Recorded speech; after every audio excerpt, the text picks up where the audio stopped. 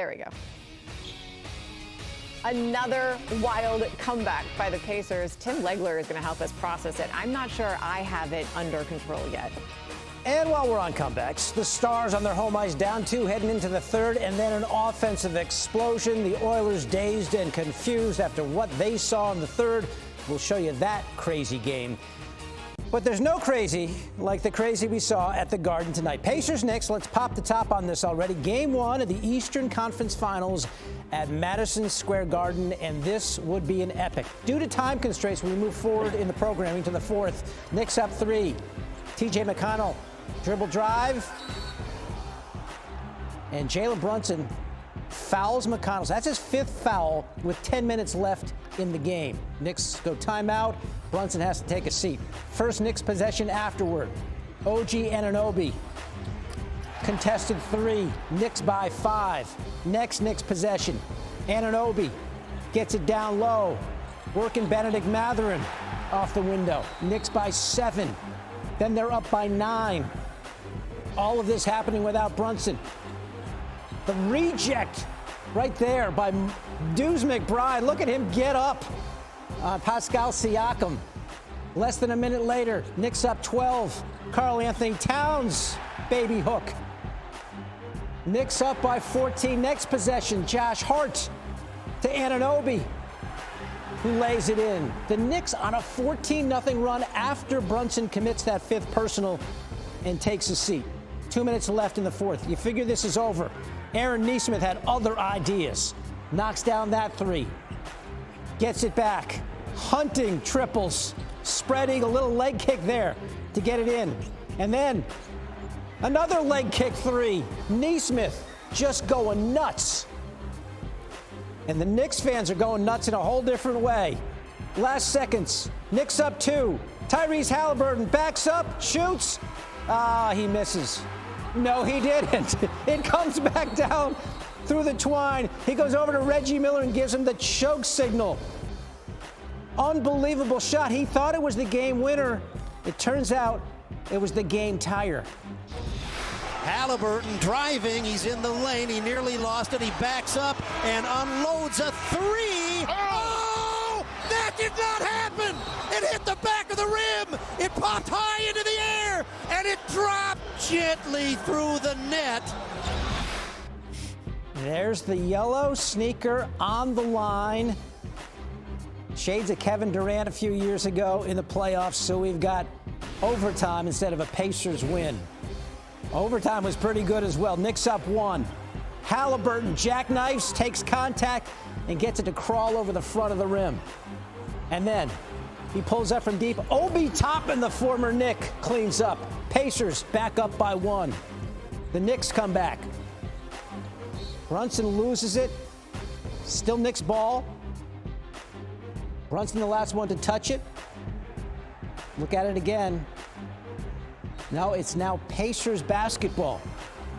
Reversed on replay. And then the former Knick Toppin back at the Garden haunting his old team with the crunch.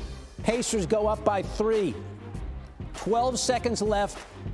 Knicks need a bucket. Preferably a triple. Brunson, step back, launches, nothing. But the Knicks get it back. Karl Anthony Towns barely grazes the front of the rim. Then there's a scramble. Ball's loose. What's happening? Off the Knicks, Pacers ball with a fraction of time left. The Pacers with a miraculous Game 1 win in overtime. 138-135, the final. Aaron, how the heck do you guys keep doing this over and over again in the playoffs? We're just a resilient group. I said it all the time. We just never quit on a fight, and we got a special locker room. We've shown all year that we can win in some mysterious, weird ways, some funky ways. We've had to do it in the playoffs, had to do it at the end of the season. So we just figure out ways to win, and really proud of this group for that effort. I mean, in the playoffs, when you win, it's the best thing ever. When you lose, it's the worst thing ever. And so the best way to deal with all that is just stay level-headed and making sure we have each other's backs. Obviously, not the way we wanted to finish the game. But I mean, like you said, tomorrow we have to watch film and get better, and just making sure that we're ready for game 2.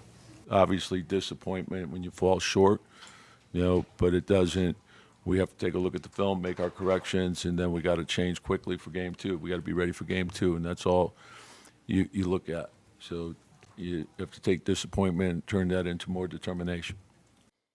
Jalen Brunson's the clutch player of the year, but Tyrese Halliburton's been the clutch player of this postseason. He's now hit a game-tying or go-ahead shot in the final 5 seconds of regulation or overtime 3 times this postseason. Tim Legler is here. Look, it's late in the game. The Pacers are down 14. Raise your hand if you thought this game was over. I'll raise 2. I'm going to say David's hand is up, but we can't actually confirm that. Yeah. The point is the Pacers not only came back to force overtime, they came back and won this game. How do you describe what we saw? For me, that might be the greatest comeback I've seen in an NBA playoff game. I don't think that's overstating it because of the circumstances. Not only were they down 14, under 3 minutes to go, the Knicks really had taken control of the game with their defense when Jalen Brunson went out of the game with his 5th foul. So what happens? Somebody's going to have to get hot. And Aaron Nesmith shot 43% from the three-point line, so he's certainly a capable three-point shooter. That doesn't begin to describe what he did in the 4th quarter of this game. Repeatedly just hunting shots. First couple, he was open, and now the Knicks, you can see that hard closeout by Hart. He falls. They're doing everything they can to keep the ball out of his hands, but he still was getting loose. So he single-handedly cut into that deficit, and then you eventually set up this possession at the end of the game for Tyrese Halliburton. Great awareness on his part. Okay, so you can't get to overtime unless Halliburton actually makes that shot. What did you see as everything is unfolding? What are you seeing? Well, he clearly thought they're going to get extended on him. It's in a 2-point game, and that's what he got. So he beats his first man off the dribble.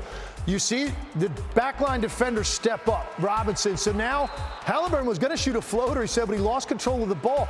He looked up at the clock and realized he had enough time to get out. He wanted to shoot a 3, didn't quite get there, ends up with his foot on the line. But he had enough awareness to know that's where he had to go in the moment to get enough space to get a shot off. They think they win it here, obviously. He makes the choke sign with Reggie Miller in the house. I mean, that would have been an all-time iconic moment. Great poise, great patience. And I want to make one point. None of that's possible, by the way, without Rick Carlisle holding on to his challenge the entire game. And most coaches, you're tempted by your players. This happens 20 times a game. Your players are doing this. A lot of coaches just look at the second row. All right, let's take the timeout and challenge. And the reason I bring it up, 29 seconds to go, 5-point game. There is a play at the rim where Siakam is called for a foul on Anunoby trying to get a putback. They call foul on Siakam. Without the challenge, that's 2 free throws. The game is going to be over. It'll be up 7, 29 seconds to go. Instead, they win the challenge, hit a 3. It's a 2-point game, and then they extended it with some missed free throws out of the Knicks, and of course, the late game heroic. He held on to it, and it really, to me, changed the tide in the game. Because when your players are doing like this, it's like when your kids are going, Mom, Mom, Mom. Finally, right. You're like, what do you want? That's right. Look, the Knicks, they let this one get away. Yes. They had it. Now they got to bounce back. How do they do that? This is a massive gut punch because you really think on a night in which Indiana jumped them early, it could not have played a better offensive first quarter, but you look up at the end of the quarter, you're up 2 somehow because the Knicks were that good early. Second quarter, kind of a shootout. Third quarter, the Knicks started to take control of the game toward the end of the third quarter. You feel like you've done everything. You just survived a run with Jalen Brunson on the bench with 5 fouls in which you outscored them 14-0. And I think what it does is gives the Pacers the belief any circumstances they face now in this series, they're never out of the game, and there's going to be constant doubt on the part of the Knicks if they get another lead in the second half. There's no doubt. This could be the kind of thing that we're going to be talking about when this series is over if Indiana wins it. It's the